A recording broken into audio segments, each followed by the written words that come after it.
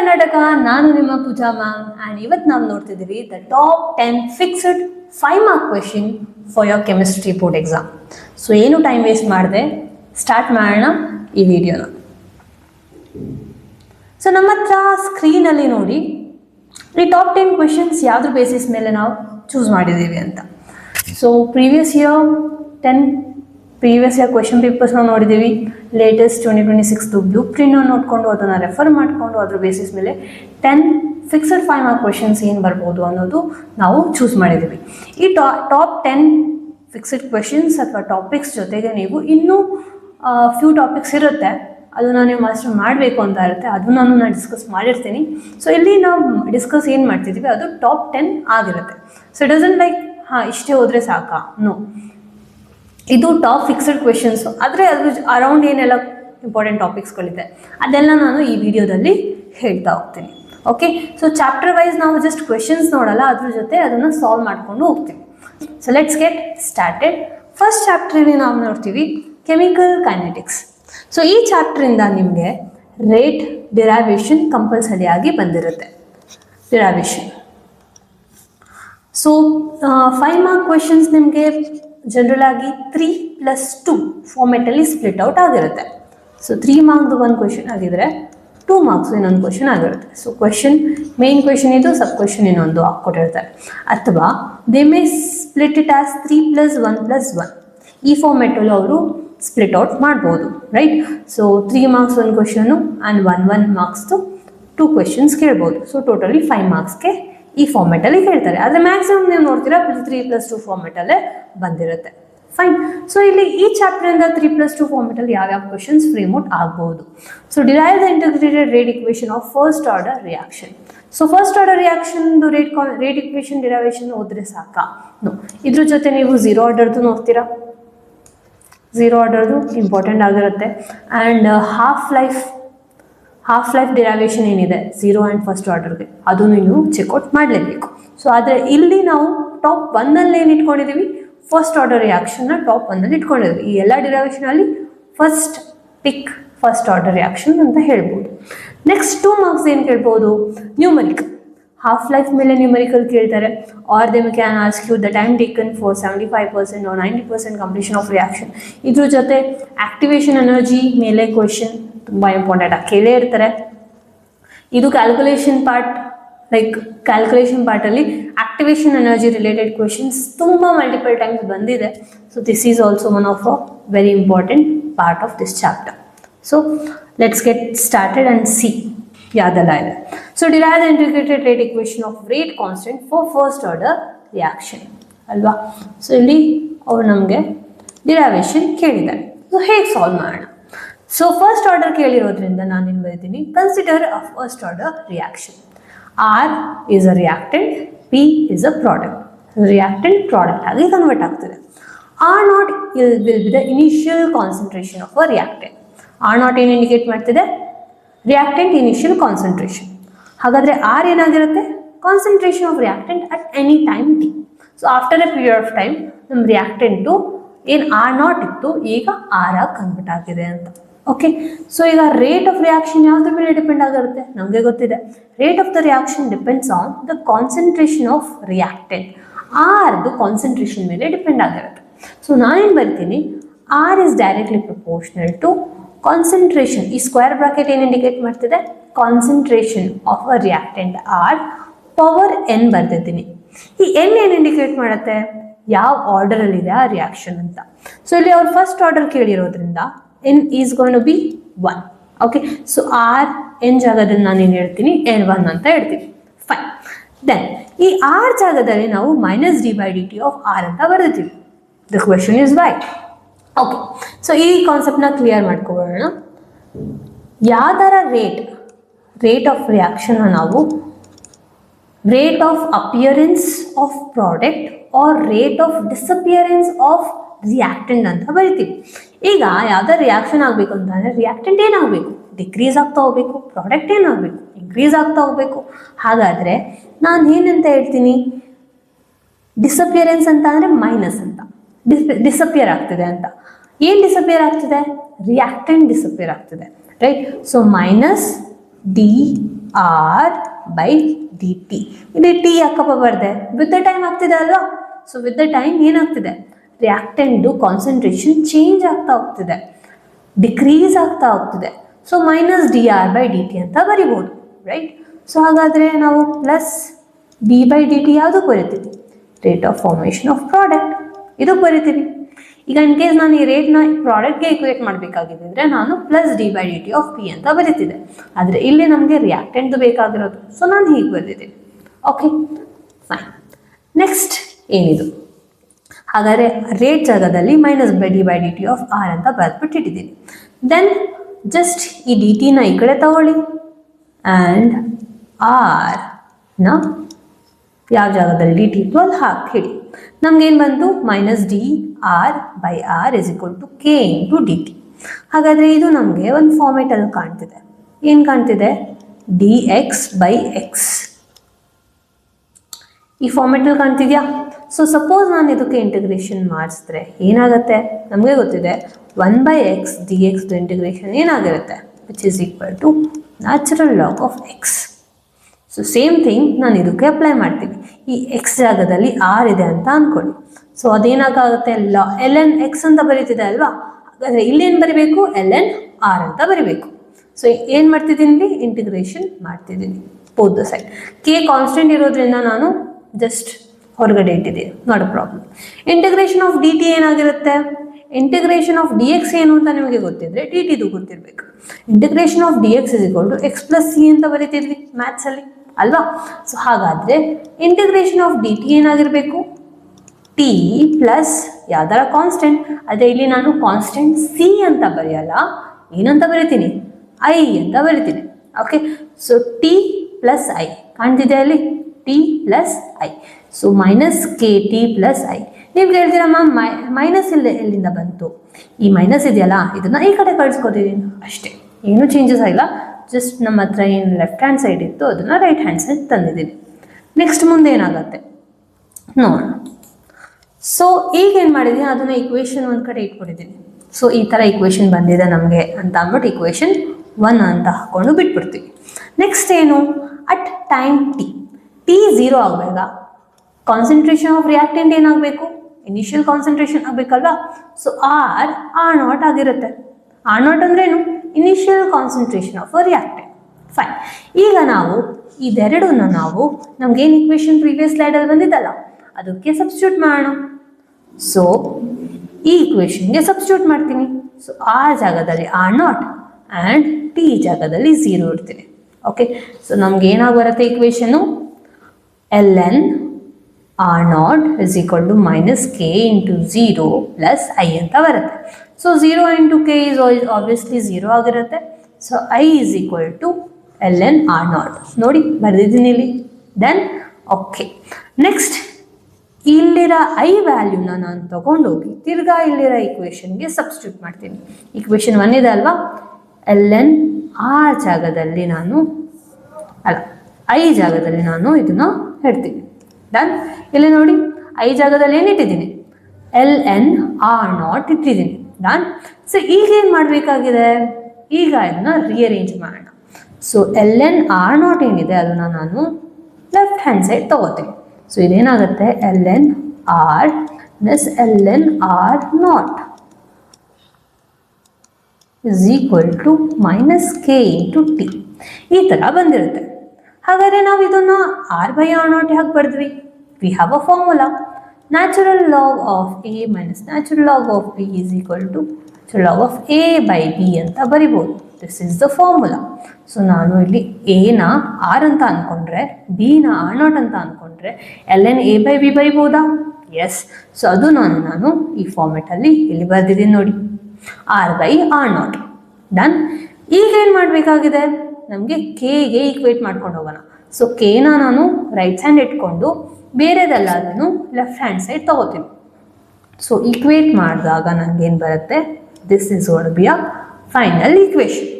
ಹಾಗಾದರೆ ನಾವು ಇದನ್ನು ನ್ಯಾಚುರಲ್ ಲಾಗಿಂದ ಲಾಗ್ ಬೇಸ್ 10 ಕನ್ವರ್ಟ್ ಮಾಡಬೇಕಾ? ಎಸ್, ಮಾಡಬೇಕು. ಸೊ ನಮಗೆ ಗೊತ್ತಿದೆ natural log is equal to 2.303 log base 10. So ಇದು ನಮಗೆ ಗೊತ್ತಿರೋ thing. We know that. So you should also know this, right? Okay. So ln is equal to 2.203 log ಅಂತ ಇದೆ, ಅದನ್ನ ಇಲ್ಲಿ ಬರ್ಕೊಂಡಿದ್ದೀನಿ, ಕರೆಕ್ಟಾ? ಸೊ ನಮಗೆ ಫೈನಲಿ ನಮ್ಗೆ ಏನು ಡಿರೈವೇಶನ್ ಈಕ್ವೇಶನ್ ಬರಬೇಕಾಗಿತ್ತು ಅದು ಬಂದಿದೆ. ಸೊ ಸಿಂಪಲ್ ಆಗಿ ಇಷ್ಟು ಬರೆದ್ರೆ 3 ಮಾರ್ಕ್ಸ್ ನಿಮ್ದಾಗಿರುತ್ತೆ. ಸಿಂಪಲ್ ಆಗಿದೆ. ದ ಥಿಂಗ್ ಇಸ್ ಪ್ರಾಕ್ಟೀಸ್ ಬೇಕಾಗಿರುತ್ತೆ ಅಷ್ಟೇ, ಇನ್ನೇನಿಲ್ಲ. Done. So I hope you understood. ತುಂಬ ಸಿಂಪಲ್ ಆಗಿ ಈ ಡಿರೈವೇಶನ್ ಇದೆ, ಫಿಕ್ಸ್ಡ್ ಆಗಿರುತ್ತೆ, ಪ್ರಾಕ್ಟೀಸ್ ಮಾಡಬೇಕು. ಇದೇ ಥರ ನಮಗೆ 0 ಆರ್ಡರ್ದು ಇದೆ, ಅದನ್ನು ನೋಡ್ಕೊಳ್ಳಿ. ಓಕೆ. ಸೊ ಕಂಪಲ್ಸರಿ ಇದೆರಡು ಡಿರೈವೇಶನ್ ನೀವು ಓದಿರಲೇಬೇಕು. ಫೈನ್. ಸೊ ಆದರೆ ಫಸ್ಟ್ ಆರ್ಡರ್ ರಿಯಾಕ್ಷನ್ ಸ್ವಲ್ಪ ಇಂಪಾರ್ಟೆಂಟ್ ಆಗಿರುತ್ತೆ ಅಂತ ತೊಗೊಂಡಿದ್ದೀನಿ ಅಷ್ಟೇ. ನೆಕ್ಸ್ಟ್ ಕ್ವಶನ್ ಏನು? The rate constant of certain reaction is 10 minute inverse. Calculate the half-life period of its reaction in seconds. Okay. So ನಮಗೆ ರೇಟ್ ಕಾನ್ಸ್ಟೆಂಟ್, ಕಲರ್ ಚೇಂಜ್ ಮಾಡ್ಕೊಳ್ಳೋಣ. ಯಾ. So rate constant K ಕೊಟ್ಟಿದ್ದಾರೆ. ಏನು ಕೊಟ್ಟಿದ್ದಾರೆ? 10 minute inverse. Calculate the half life. Half life ಅಂತ ಅಂದರೆ T half, ಅದು ನಮಗೆ ಸೆಕೆಂಡ್ಸಲ್ಲಿ ಬೇಕಾಗಿದೆ. ಓಕೆ. ಸೊ ಈ ಇಕ್ವೇಷನ್ನ ನಾನು ಟಿ ಹಾಫ್ ಫಾರ್ಮುಲಾ ನಮ್ಗೆ ಏನಿದೆ ಅದಕ್ಕೆ ಸಬ್ಸ್ಟಿಟ್ಯೂಟ್ ಮಾಡ್ಕೊಳ್ಳೋಣ ಅಲ್ವಾ?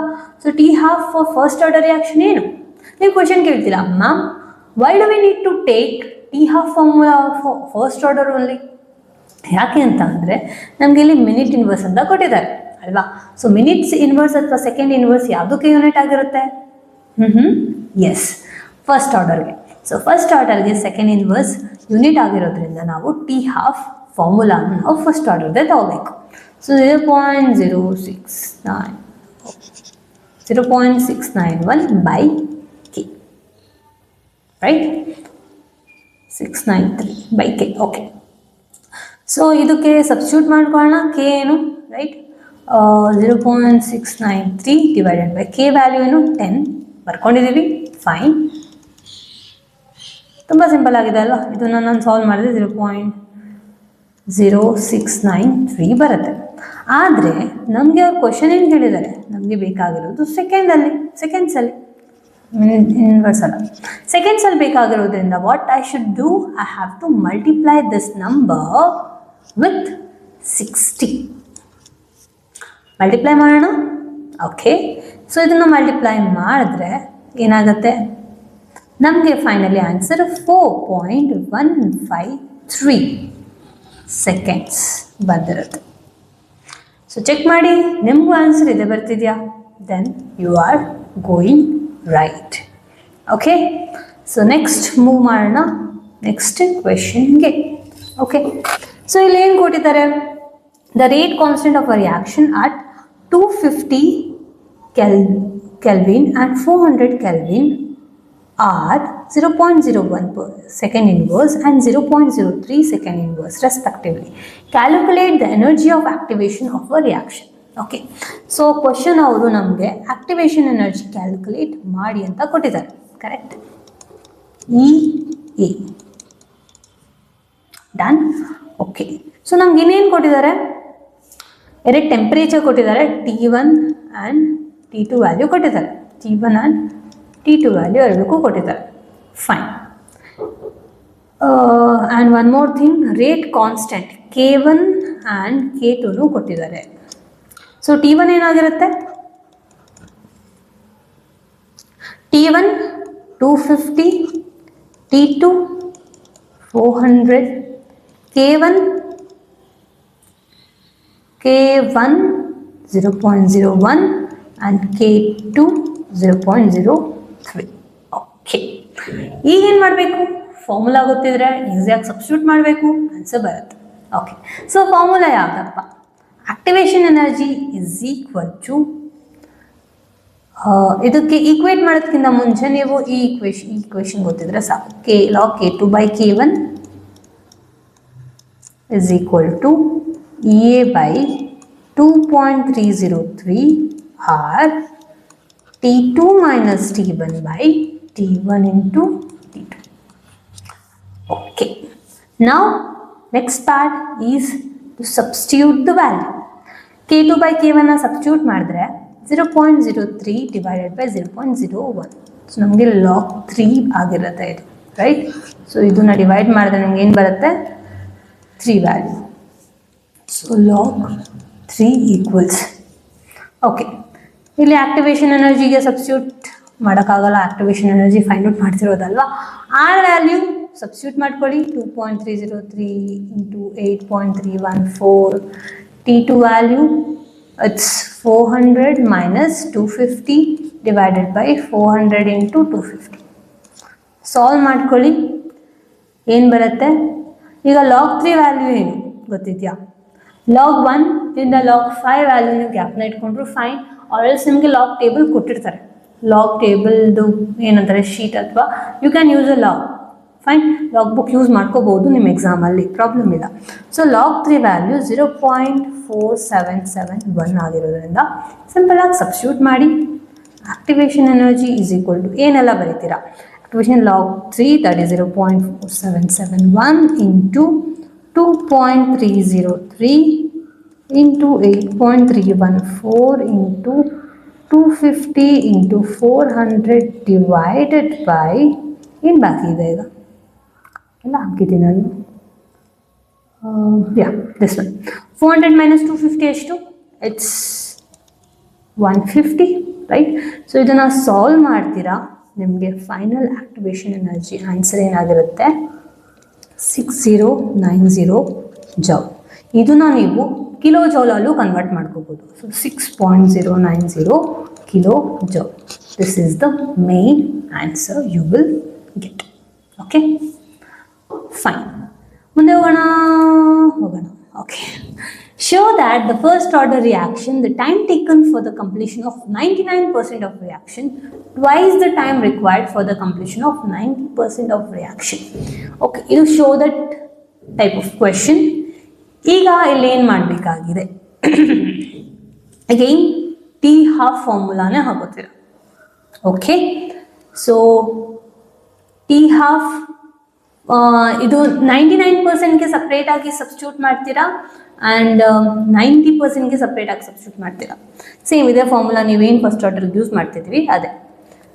Okay, so T half formula ಏನಿದೆ ಫಸ್ಟ್ ಆರ್ಡರ್ಗೆ? 2.303 by k log of r naught by r. Derive ಮಾಡಿದ್ವಲ್ಲ ಅದೇ. ನಾನು ಕೆ ಮತ್ತು ಟಿ ಹಾಫ್ನ ಜಸ್ಟ್ ಇಂಟರ್ಚೇಂಜ್ ಮಾಡಿದ್ದೀನಿ. ಯಾಕೆ ಅಂತ ಅಂದರೆ ನಮಗೆ ಇದು 99 ಅಥವಾ 90%ಗೆ ಬೇಕಾಗಿದೆ ಅದಕ್ಕೆ. ಓಕೆ, ಸೊ ಈಗೇನು ಮಾಡ್ತಿದ್ದೀನಿ ನಾನು? ಟಿ ಹಾಫ್ ಜಾಗದಲ್ಲಿ ಟಿ 99% ಅಂತ ಬರ್ಕೋತೀನಿ. ಓಕೆ, ಆ್ಯಂಡ್ 2.303 by k ಹಾಗೆ ಬರೀತೀನಿ ಲಾಗ್. ಈಗ ಆರ್ ನಾಟ್ ಅಂದರೆ ಇನಿಷಿಯಲ್ ಕಾನ್ಸಂಟ್ರೇಷನ್. ಈಗ ಒಂದು ರಿಯಾಕ್ಷನ್ 99% ಕಂಪ್ಲೀಟ್ ಆಗಿದೆ ಅಂತ ಅಂದರೆ ನಾವು ಇನಿಷಿಯಲ್ ಕಾನ್ಸಂಟ್ರೇಷನ್ನ 100% ಅಂತ ಬರಿಬೋದಾ? ಬರಿಬೋದು. ಸೊ ಆರ್ ನಾಟ್ ಏನಾಗಿರುತ್ತೆ ಇಲ್ಲಿ? 100 ಆಗಿರುತ್ತೆ. ಫೈನಲ್ ಕಾನ್ಸಂಟ್ರೇಷನ್ ಏನಾಗಿರುತ್ತೆ? 99% ಮುಗ್ದೋಗಿದೆ. ಸೊ 100 minus 99 ಅಂತ ಬರಿಬೋದಾ? ಎಸ್. ಸೊ 100 minus 99 ಅಂತ ಬರಿತೀರಾ. ಓಕೆ, ಸೊ ಈಗ ಇದನ್ನು ಸಾಲ್ವ್ ಮಾಡೋಣ. 100 divided by 99 ಅಂತ ಅಂದರೆ it is again 1. So log 100 2.303 by k ಇದು ನಮಗೆ ಬಂದಿದೆ T99 ಅಂತ. ಓಕೆ, ಈಗೇನು ಮಾಡಬೇಕು? ಈಗ T99 ಇದೆ ಅಲ್ವಾ, ಹಾಗೆ T90%ಗೂ ಫೈಂಡ್ ಔಟ್ ಮಾಡೋಣ. ಸೊ ನಮಗೆ ಸೇಮ್ ಇದೆ ಫಾರ್ಮೆಟಲ್ಲಿ 2.303 by k ಲಾಗ್ ಆಫ್, ಇಲ್ಲೂ ನಾವು ಆರ್ ನಾಟ್ ಜಾಗದಲ್ಲಿ ಏನು ತಗೋತೀವಿ? 100 ತಗೋತೀವಿ. ಆರ್ ಜಾಗದಲ್ಲಿ 100 minus 90 ತಗೋತೀವಿ. ಓಕೆ, ಸೊ ಈಗ ಇದನ್ನು ಸಾಲ್ವ್ ಮಾಡಿ. 100 minus 90 ಏನು?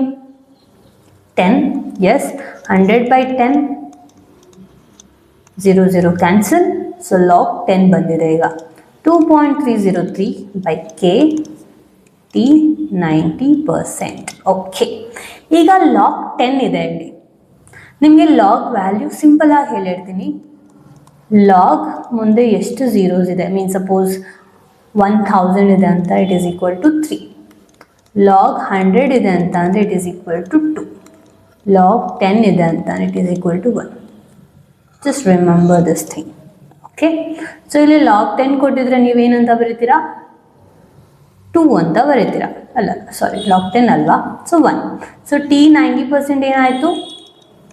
2.303 by k into 1, right?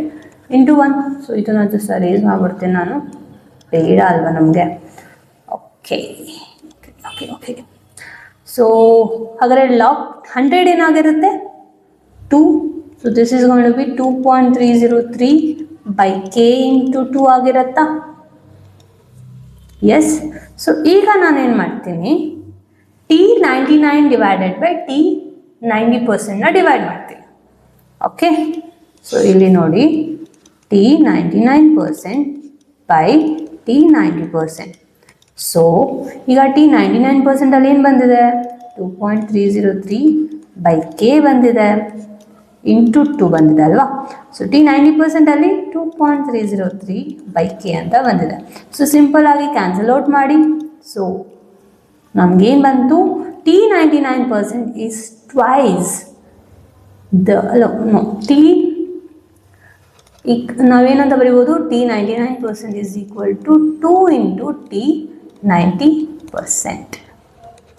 So this is what they wanted to show. Show that in the first order reaction, the time taken for the completion of 99% is twice the time required for the completion of T90. Yes, so this is what they wanted. They asked us to prove, right?